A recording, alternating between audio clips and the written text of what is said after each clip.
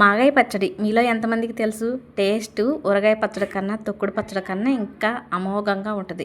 ఊరగాయ పచ్చడి సంవత్సరం నిల్వ ఉంటే ఇది 2-3 సంవత్సరాలు నిల్వ ఉంటుంది. కానీ అన్ని సంవత్సరాలు ఉంచుకొని తినకూడదు. కానీ టేస్ట్ అయితే నిజంగా చాలా బాగుంటుంది. ఎక్కువ రోజులు నిల్వ ఉంటుంది. పాడవటం అంటూ ఉండదు. మన ఫ్యామిలీ అందరికీ శుభోదయం. అందరూ కాఫీలు టీలు తాగారా? టిఫిన్లు చేశారా? మాగాయ పచ్చడి కలిపానండి. ఈ పచ్చడి ఎలా చేసుకోవాలి ఏంటన్నది ఈ వీడియో ద్వారా మీకు చూపిద్దామని వీడియో తీశాను. మాగాయ పచ్చడి కోసం కలెక్టర్ కాయలు అంటే కొంతమందికి కలెక్టర్ కాయలు అంటే తెలియదు, తోతాపూరి కాయలు. ఈ కాయల్ని 2 రకాలుగా పిలుస్తారు. కొందరేమో కలెక్టర్ కాయలు అంటారు, కొందరేమో తోతాపూరి కాయలు అంటారు. మేము ఈ పచ్చడి పెట్టాలంటే 4 రకాలు సమానంగా తీసుకునేవాళ్ళం. ఏంటంటే ఒక 10 తోతాపూరి కాయలు, ఒక 10 చిన్న రసాలు, ఒక 10 బంగినపల్లి, ఒక 10 పెద్ద రసాలు, ఇలా సమానంగా తెచ్చి పచ్చడి పెట్టేవాళ్ళం. ఇప్పుడు మాకైతే పెద్ద రసాలు దొరకలేదు. ఓన్లీ కలెక్టరు, బంగినపల్లి, చిన్న రసాలు వీటితో ఈ పచ్చడి చేస్తున్నాం. ముందు మామిడికాయలు తెచ్చి తొడని తీసేసి నీళ్ళల్లో శుభ్రంగా కడిగేసి ఫ్యాన్ గాలి కారబెట్టేసి పైన ఉన్న తొక్క మొత్తం తీసేస్తున్నాం. ఈ మామిడికాయలకి తొక్క అసలు ఉండకూడదు. అంటే ఎక్కడో కొద్ది గొప్ప ఉంటే ఏం కాదు, కానీ ఎక్కువగా అసలు తొక్క ఉండకూడదు. ఇదిగోండి నేను చూపిస్తున్న విధంగా కాయలు తొక్క పూర్తిగా తీసేయాలి.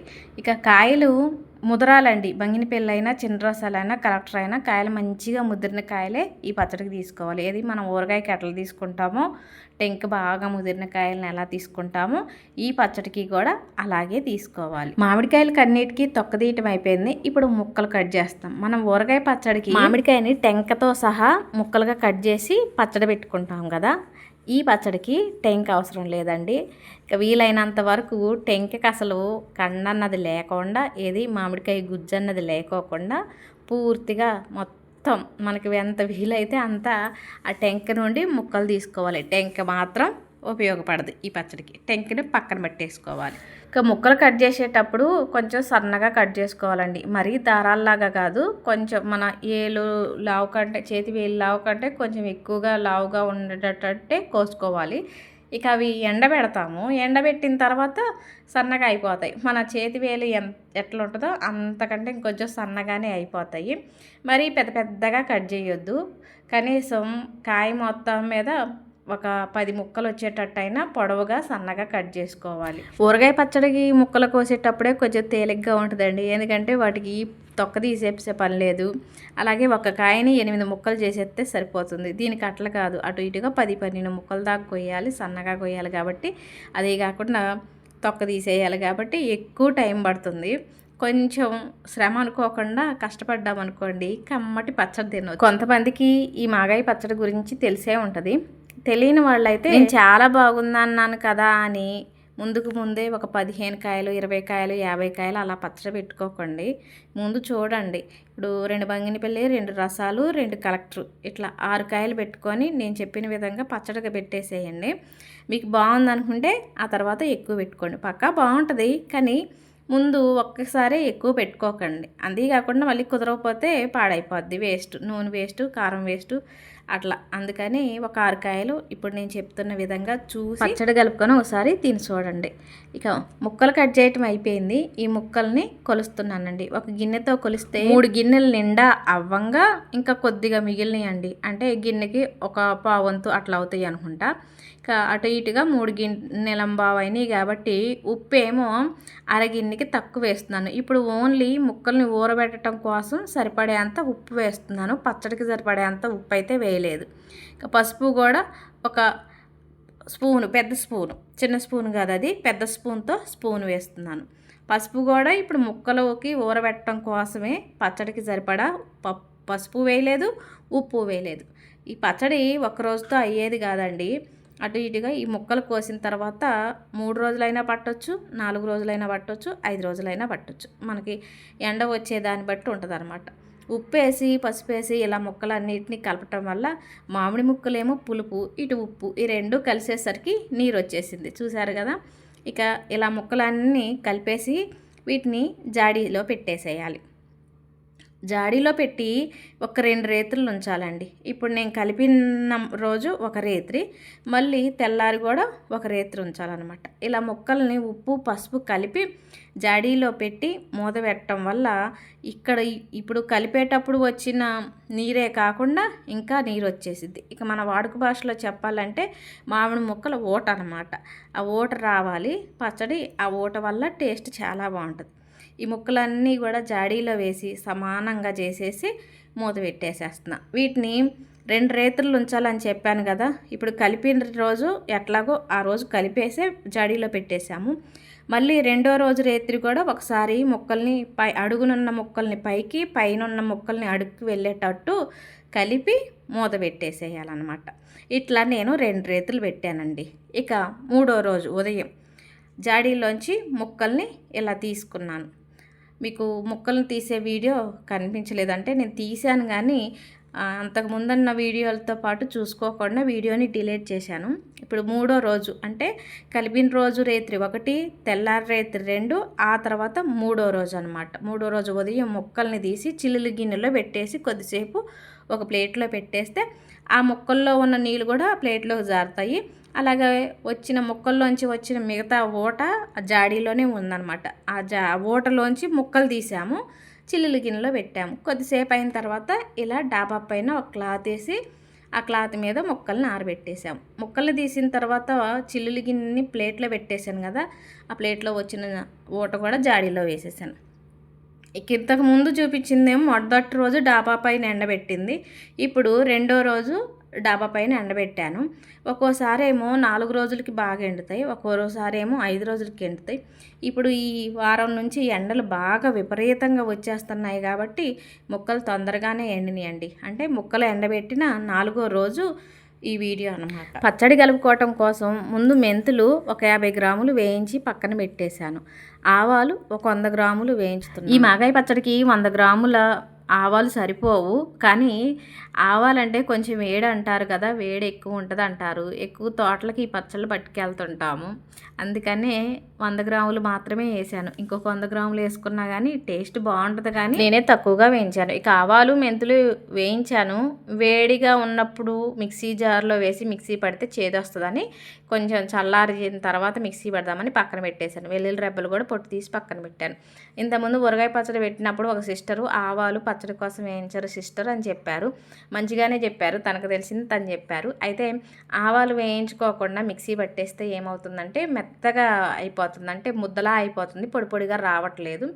అంతేకాకుండా వేయించిన ఆవాలకి పచ్చి ఆవాలకి స్మెల్ కూడా కొంచెం డిఫరెంట్గా ఉంటుంది.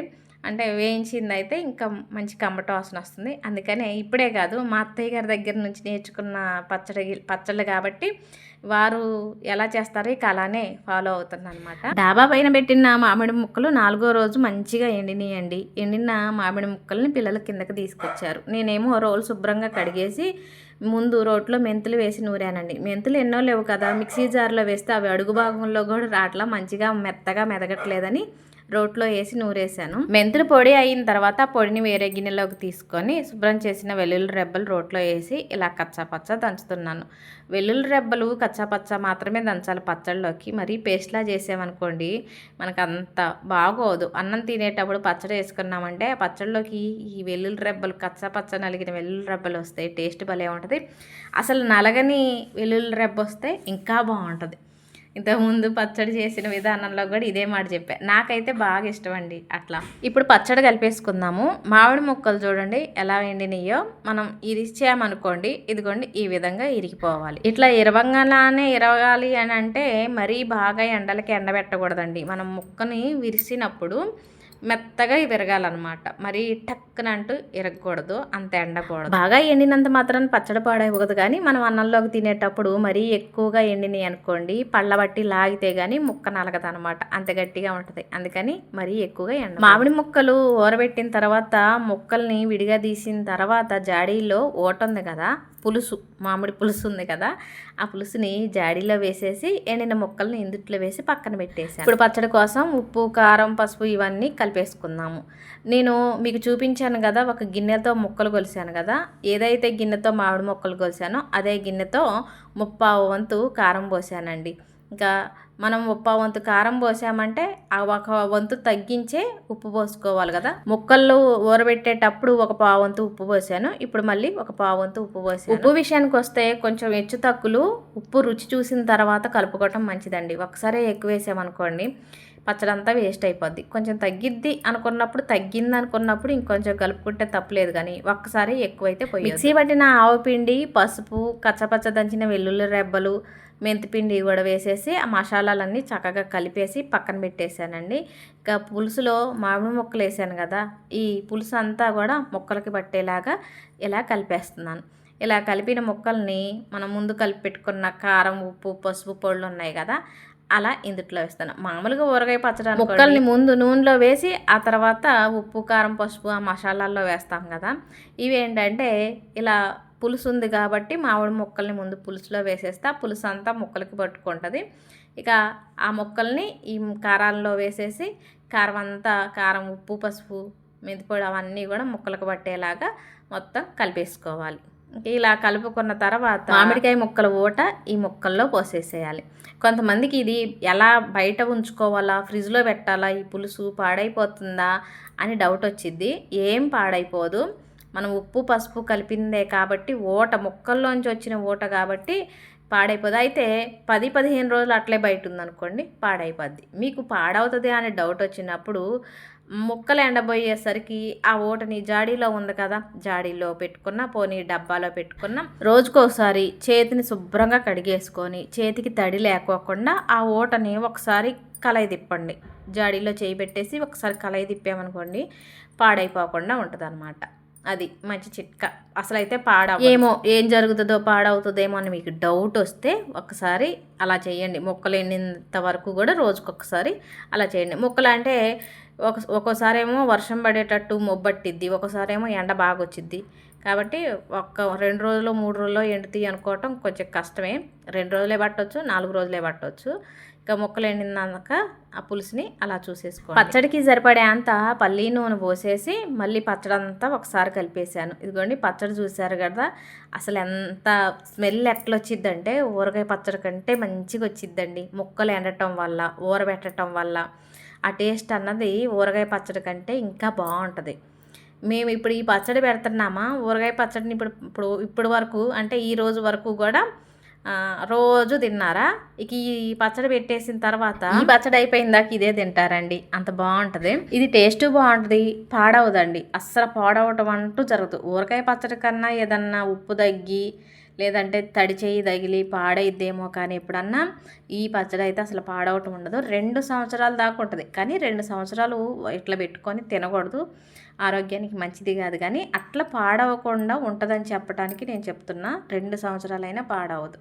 ఇక పోయినసారి ఊరగాయ పచ్చడి పెట్టినప్పుడు పండు మిస్ అయింది. అప్పటికి ఫోన్ చేసి చెప్పింది, నేను లేకుండా ఊరగాయ పచ్చడి పెట్టుకొని బేషన్లో అన్నం వేసుకొని తింటున్నారు అని ఫోన్ చేసి చెప్పింది. ఏం పర్లమ్మా నువ్వు రా, మాగాయ పచ్చడి ఇంకా పెట్టలేదు, ఆ టైంకి నువ్వు వస్తావులే అని చెప్పా.